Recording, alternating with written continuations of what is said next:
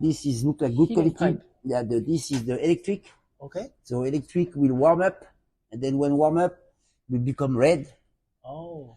And then usually electric for the baker people, they prefer to work with electric because the temperature is more stable. It's more precise. Yes, and when you set to 200 degree, it will be 200 degree. It will not go up. It will not be fluctuating a lot. Exactly. Right. And the heating will be the same temperature in all the room. Oh, so it's evenly spread out, the heat. Yes. Okay. It's very important to have the same temperature here, there, there, there, there. Otherwise, you will have some bread will be brown, the other one will be white. Oh, So okay. this will not be stable, not be regular cooking.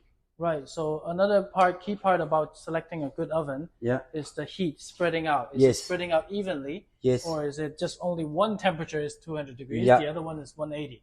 Then it will have some problems when you do the product.